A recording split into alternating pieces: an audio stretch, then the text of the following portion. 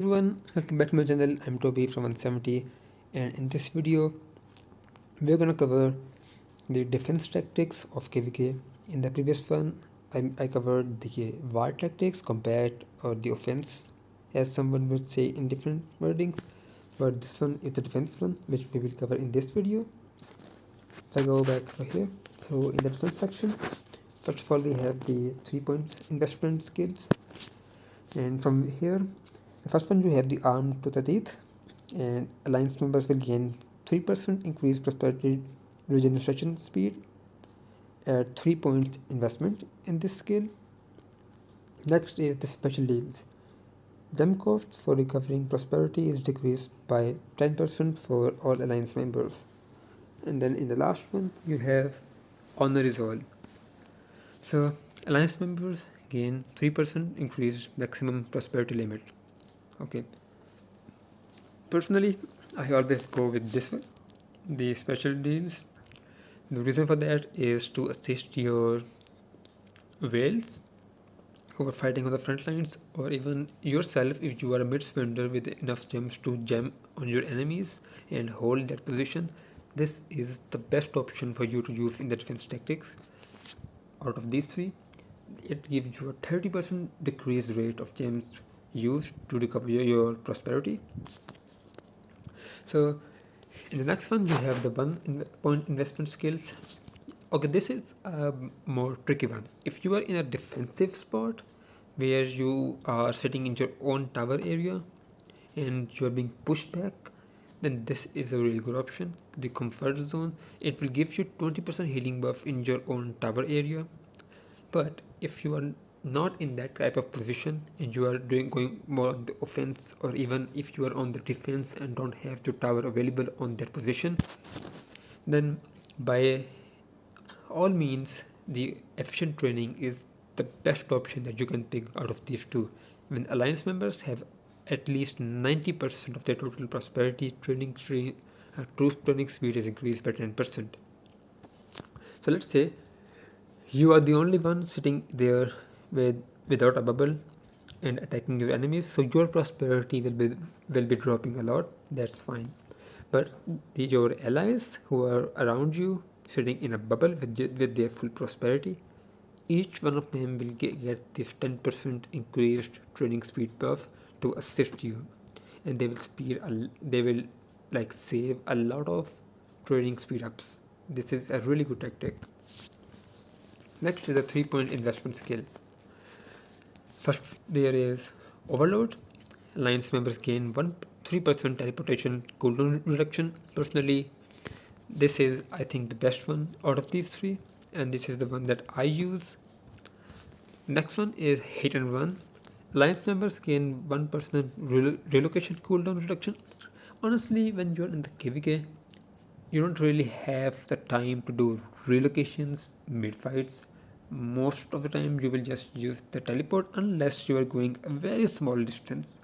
Only then you require to use relocation, at least in the high level matchups of conquest.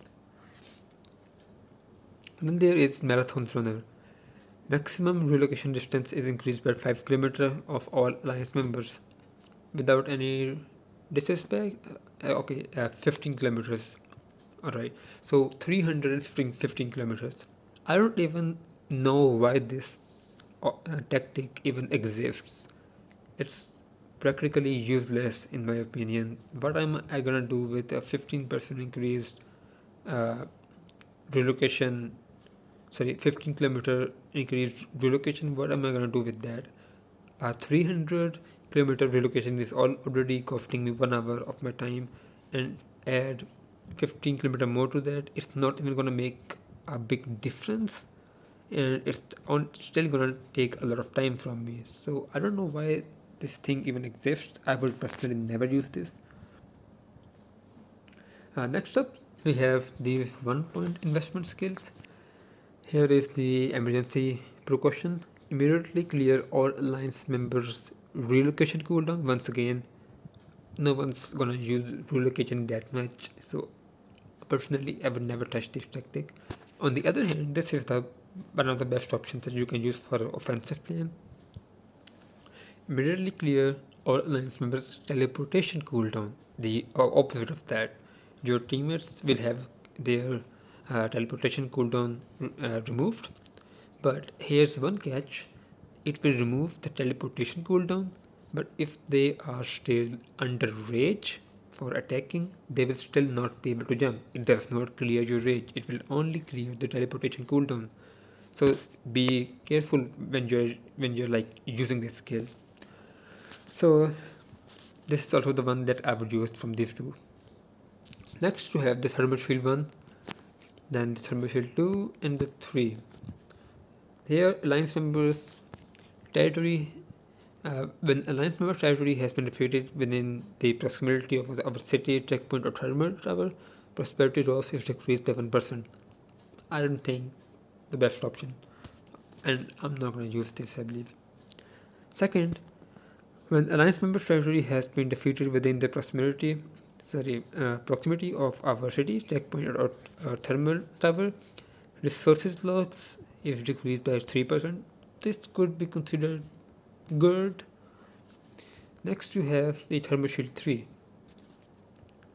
When alliance member territory has been defeated within the proximity of our city, checkpoint, thermal tower, no training grounds troops will be lost. Okay, so it has a cooldown for, like, if you are investing 1 point, then cooldown will be 180 minutes. That is a lot of cooldown. But if you are investing 3 points, then the cooldown is for 2 hours, and it will work one time for each player, I believe. And this is also the one that I would pick if I'm going for a full defense tactic plan. Next one is the elite army and the last stand. So what is the elite army? For 5 minutes, the rate of troops being seriously wounded is decreased by 5% for all alliance members. On the other hand, you have immediately recovered 10% prosperity of all alliance members, a complete waste of tactic once again. At least personally for me, this is not a useful thing. So this is a clear option, elite army. Okay, even if it's just 5 minutes, it is still helping you more than recovering a 10% prosperity for all alliance members. Do you really want them to lose more troops and resources by giving them more prosperity in front of the whales? Whales who do not really like require you to give them 10% prosperity when they can just jump their full prosperity. So next up here is revival. Then you have the thermal barrier and you have the thermal enchantment. Okay, first of all, revival. If alliance members territory has been defeated 3 times consecutively, then training grounds troop losses will be reduced by 5% for any follow-up defeats within 5 minutes, and by 3 points it goes to 15%. This is a good one. Then you have the thermal barrier. Alliance members territory gain 5% increased for durability within the proximity of city checkpoint and thermal tower. Not something that I would use very clearly. Okay, 5% increased for durability. I understand that's really good, but then again, your defense is already very strong. Defense, like the defense mechanism in the game, it is already pretty much very strong mechanism. Then you have the thermal enchantment. Alliance members gain 5% increased damage for fortifications within the proximity of city checkpoint and thermal tower. 15% at the 3 points. Yeah, so out of these three, I would personally like to go towards this one, revival one. But then again, the thermal barrier is still debatable between the two. Then again, personally, this is the one that I will pick. Last one, we have the crisis instinct versus the instant healing. This is a very clear option, but some people like to debate on it. So, alliance member units receive 10% less damage from the enemy for 10 minutes. Very conditional thing, right? All alliance member units for 10 minutes will receive 10% less damage. Wow. And then after 10 minutes, it goes on cooldown. Not that much useful. On the other hand, instant healing instantly recover 10% seriously wounded for all alliance members. So when you use this skill, All alliance members will recover 10% seriously wounded troops in the hospital instantly. And you can use this skill over and over again after its cooldown. I think its cooldown is maybe like 12 hours, maybe like 4, 8, 12, or 24, something like that. It is still very useful. Any of the leaders just have to come online and collect this thing once, and your players will recover very fast. A very nice tactic, in my opinion, and the best one option if you're going for a full defense tactical tree. So overall, this is all for the defense tactics video. If there's anything you want to discuss or ask, you can let me know in the comment sections. I will definitely answer you there. Thank you for watching. I'll see you in the next one. Peace out.